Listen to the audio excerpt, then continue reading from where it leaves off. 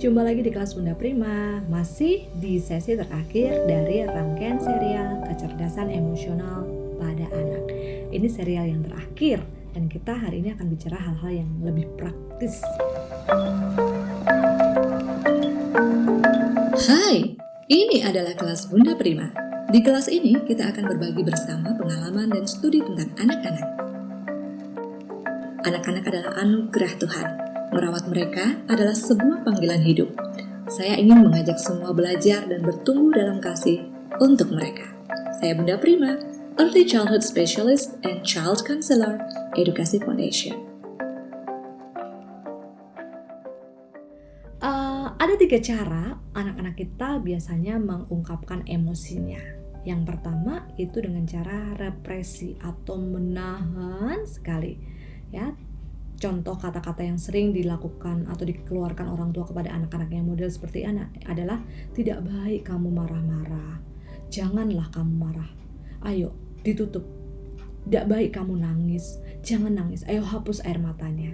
Akibatnya emosinya tetap ada di dalam sana, tidak berpindah, tidak berubah, sehingga suatu saat pada waktu tertentu dia bisa meledak dan menjadi amarah yang besar gitu. Apalagi mungkin saat dewasa meledaknya, waduh sudah bertumpuk banyak banget. Nah itu cara anak-anak yang pertama, yaitu atau represi. Nah, kemudian cara yang kedua adalah cara agresi. Nah jika anak merasa tidak mampu atau takut, maka perasaannya ini dilempar ke orang lain gitu, dengan wujud yang agresif, ya. Jadi seperti ada bubble, kalau kita main bubble itu ya, yang ditiup dari sabun itu ditiup, bolanya rapuh banget kan, bolanya itu rapuh banget dan dia bisa meledak kapan aja. Nah itu contoh atau ilustrasi ketika anak itu dengan cara agresi mengungkapkan emosinya, ya. Contoh perilakunya misalnya kekerasan, dia pukul temannya, dia lempar sesuatu ke temannya, atau dia sakitin dirinya sendiri, pukul-pukulkan kepalanya ke tembok gitu, atau bullying gitu ya, membuli temannya, itu juga contoh perilaku agresi. Nah yang ketiga itu ekspresi perilaku yang sehat, yaitu ekspresi. Dia mengelola dulu emosinya seturut tahap-tahap pengelolaan yang di video yang lalu kita sudah bahas.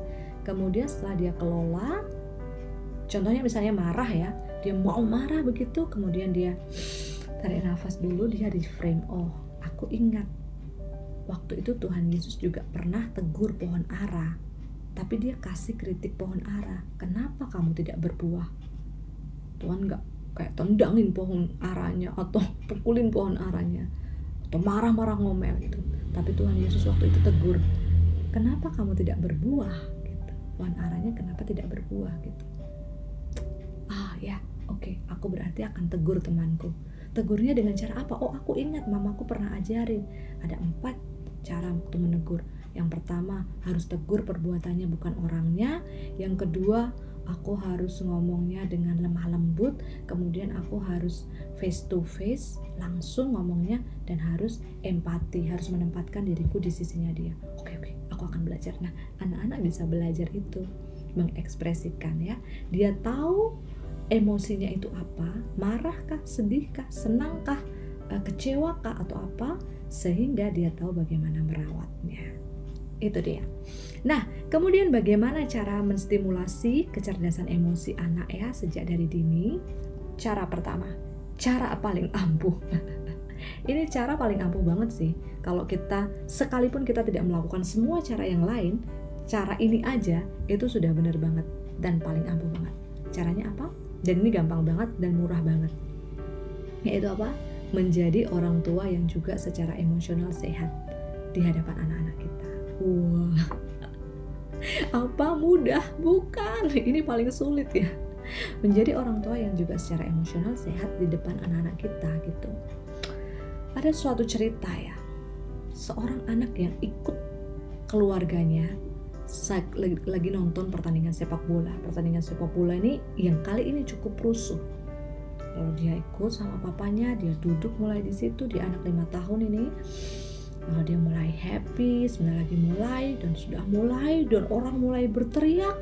Dia mulai lihat dari atas, ke kanan, orang mulai berteriak, mulai mengumpat, mulai melempar, dan dia mulai lihat lagi, ayahnya juga melakukan hal yang sama, kanan kiri semuanya lakukan hal yang sama.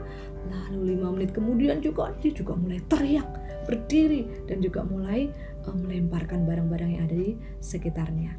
Ups, anak kecil itu adalah kopier yang paling baik, pengkopi yang paling ulung. Jadi, untuk mengajarkan emosi yang sehat pada anak-anak dan cara mengelolanya, dia pertama kali akan melihat dari kita. Jadi kalau anak itu sangat agresif, kita tahu dari mana sumbernya. Ya mungkin bukan kita ya, karena mungkin kalau di rumah ada yang tinggal dengan misalnya 4 keluarga atau 3 keluarga, begitu mungkin bisa dari yang lain. Tapi kita tahu bahwa dia sedang mengcopy perilaku, emosi dari orang lain. Sehingga kita perlu mencontohkan, memodelkan bagaimana cara mengelola emosi yang baik. Saya nih ya, udah mulai tralala trilili gitu ya sama anak saya. Ngapain Bu? Tunggu, diam dulu ya. Lalu saya tarik nafas 4 kali. Atau saya langsung masuk ke kamar dan saya membenamkan diri di dalam kamar itu ya. Bu, ngapain Bu? Tunggu sebentar. Nah, saya mengelola emosi saya, baru nanti saya keluar dan bicara sama dia. Ya, jadi anak itu mengcopy apa yang kita lakukan. Kemudian yang kedua, kita bisa menyediakan bagi mereka tempat untuk mengeluarkan emosi anak. Nah, di rumah saya penuh dengan tempelan yang seperti ini ya. Tadi yang warna-warna, emosi, kantung emosi ya. Kalau dia lagi sedih, kadang-kadang dia nggak bisa bilang, dia cuma kamu lagi apa? Kamu boleh masukkan ini, nanti kasih ke ibu ya. Oh, kamu lagi marah. Kamu marah karena tadi kita coba analisis kenapa nih dia marah, misalnya karena nggak dapet coklat atau nggak boleh makan coklat lagi. Itu ya. Oke, kita bicara ya, mau nggak? Atau kamu masih perlu waktu? Nah, kita sediakan waktu untuk mereka. Atau saya sering juga bagikan ini ya, sosis goreng untuk mengukur seberapa emosi anak kita pada hari itu. Kamu dari mulai ini gosong ya, marah banget, sampai crispy, oke banget. Nah, kita bisa tolong anak kita untuk mengevaluasi, mengidentifikasi dirinya ya. Ini juga bisa dilakukan sampai sobek ya, termometer emosi. Nah, kita bisa sediakan tempat atau cara atau alat-alat seperti itu, dan ini murah-murah loh, nggak usah dibeli di tempat-tempat yang ini, buat aja sendiri ya, dari kertas bekas, dari kardus bekas ya. Nah, ini kalau emosi dikumpulin dia bisa bentuk huruf. Jadi kita juga sediakan ruangan, mungkin ruangan itu juga bagus. Kami punya spot di mana waktu dia sedih dia bisa masuk ke spot itu dan kemudian dia merenungkan di situ. It's good. Kemudian menolong anak untuk memahami perasaan dan bentuk-bentuk emosi. Kita mengenalkan sejak dini. Senang, sedih, kecewa. Biasanya saya bicarakan itu dari diri saya. Hari ini Bu kecewa sekali. Kecewa sekali karena Ibu sudah bicara beberapa kali tapi ada yang tidak mendengarkan. Ada yang belum fokus. Itu aku ya Ibu. Apakah kamu merasa begitu? Aku pikir ya. Nah, kita baru ajak diskusi. Nah, kita melabeli emosi kita sendiri supaya anak-anak juga menolong mereka untuk mengerti. Oh, ibuku lagi sedih, ibuku lagi marah, dia lagi kecewa, dia lagi senang banget, dia bangga, dia terharu. Itu kita ajarkan kepada anak-anak. Lalu kita setting batasan emosi untuk anak-anak ya. Tadi kita bilang emosi itu ya baik dan indah, itu desain dari Tuhan, tapi kita tidak biarkan dia seadanya meledak begitu saja, enggak. Kita punya boundaries, kita perlu rawat, ada batasannya. Nah, kita bisa tulis di rumah ya, jadi budaya rumah kita gitu ya. Di keluarga ini boleh marah asal tidak marah-marah. Boleh marah, gunakan ruangan yang tepat untuk marah. Jika kamu sedih, pergilah ke kamarmu dan berdoalah. Misalnya seperti itu. Nah, kita kasih batas-batas atau kita ajarin tadi step-stepnya kepada anak-anak ya. Kalau kamu marah, tarik nafas dulu. Ya, lalu kamu mulai pikirkan kenapa kamu kok marah. Oh, soalnya aku nggak senang ada ini. Nah, kenapa kamu nggak senang? Apa yang lain yang bisa membuatmu senang? Kalau sudah ketemu, bicarakan sama ibu. Ibu, aku nggak senang dengan cara ini. Aku lebih senang dengan cara yang itu. Nah, ya, jadi kita ajarin cara yang sehat untuk anak. Kemudian kita bisa rawat emosi sesuai keunikan anak. Anak laki-laki biasanya kita bilang apa? Jangan nangis, kamu kan anak cowok, harus tegar. Lu siapa bilang manusia itu ya sama rapuhnya gitu. Peran pria dan wanita sangat berbeda. Yes, betul. Tetapi bukan berarti bahwa laki-laki yang berperan sebagai leader itu kemudian tidak boleh menangis ya. Dia boleh menangis. Dia boleh merasa rapuh. Dia boleh merasa perlu pertolongan. Boleh, tapi kita ajari dengan cara yang tepat, caranya pria gitu. Jadi saya sering suruh suami saya, misalnya anak saya lagi, ini loh gitu. Oke, kamu yang ini, yang handle gitu. Oke, kamu boleh nangis, tapi kamu tidak perlu lama-lama dalam menangis gitu. Kamu bilang apa sebab dari menangis kamu, lalu mereka selesaikan dengan cara pria gitu. Ya, kalau untuk wanita biasanya wanita nggak boleh ngomong, wanita harus di belakang gitu. Nah, itu juga nggak tepat. Meskipun wanita itu seorang penolong bagi pemimpin keluarganya nanti, tetaplah dia harus belajar mengungkapkan perasaan. Karena nanti ya kalau dalam keluarga ya, pria kan bukan peramal ya, bisa tahu apa isi hati wanita. Tetapi wanita ini, anak-anak kita dari kecil diajarkan mengungkapkan perasaan mereka dengan sehat. Ibu, aku tidak setuju dengan yang ibu pilihkan, baju yang ibu pilihkan. Kenapa? Satu, itu panas banget, aku nggak cocok. Kedua, itu renda-renda, aku nggak suka dengan renda-renda. Nah, kita bisa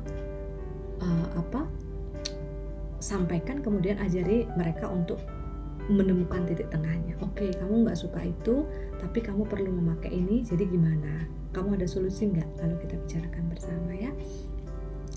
Kemudian kita perlu memahami bahwa tujuan mendidik adalah agar anak mengerti dunia di dalam dirinya dan dunia di luar dirinya seperti yang Tuhan ciptakan ya. Jadi ada piramida ya, dunia di luar dirinya, dunia di dalam dirinya, dan siapa penciptanya. Itu sebenarnya tujuan dari pendidikan, sehingga dasar dari mengajarkan pendidikan itu kepada anak adalah kebenaran. Sehingga ketika anak stuck dengan tingkat-tingkat kompetensinya dia, kita nggak perlu menjadi emosi, itu akan diturunkan sama anak. Jadi kita lihat lagi kembali pada hatinya.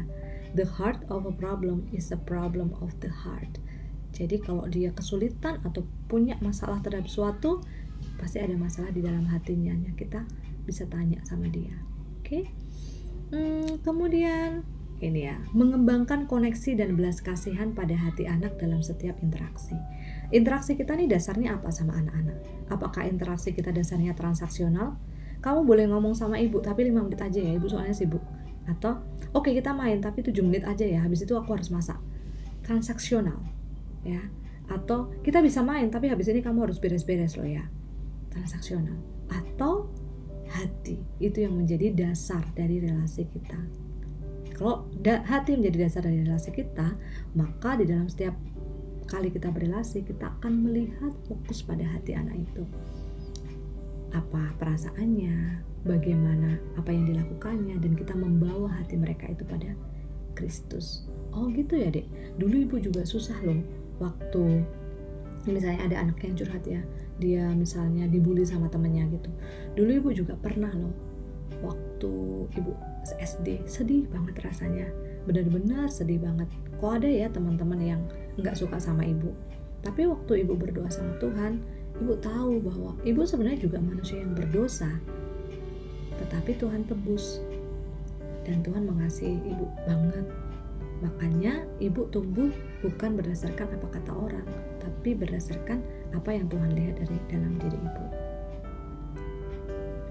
So, kita juga mengajarkan menghormati orang lain. Ini kunci penting banget di dalam mengelola emosi. Kalau kita respect kepada orang lain, mendengarkan ketika orang bicara, ya, dan juga respect pada diri kita sendiri ya. Kadang-kadang anak-anak bilang, aku nggak bisa, ternyata aku bodoh, aku nggak bisa bagian ini. Itu kita nggak menghormati diri kita. Nah, kita bisa ajarin dia cara-caranya. Misalnya kita lagi buat karya gitu ya, bagus banget gitu. Bagus nggak deh karyaku? Bagus banget mama. Terus kita robek karyanya itu, loh kenapa kok dirobek? Aku nggak suka, kenapa karyanya dirobek? Ya seperti itu juga. Ketika Tuhan ciptakan kita indah dan berharga, tapi kita bilang diri kita bodoh, gak berguna, gak berharga, itu seperti kita sedang merobek karyanya Tuhan. Sedih kan yang menciptakan? Nah, kita mengajari anak untuk menghormati orang lain dan juga menghormati dirinya sendiri. Bagaimana meresponi emosi anak-anak? Dengan cara-cara itu tadi, kita latih terus dalam kehidupan kita. Kalau kita tahu bahwa kehidupan di masa depan, kehidupan dewasa saat ini, itu sangat dipengaruhi oleh bagaimana waktu anak-anak kita mengelola emosi kita di dalam kebenaran, maka kita pasti akan menginvestasikan, menaruh banyak waktu dan kesempatan untuk mengembangkan hal itu bersama dengan Tuhan dan firman kebenarannya. Berakhirlah serial kecerdasan emosional pada anak. Di kali ini kita akan lanjut dengan topik-topik selanjutnya. Kalau ada pertanyaan, boleh banget bisa ditulis di komentar, lalu kita akan bahas sama-sama pada video berikutnya. Thank you. God bless you.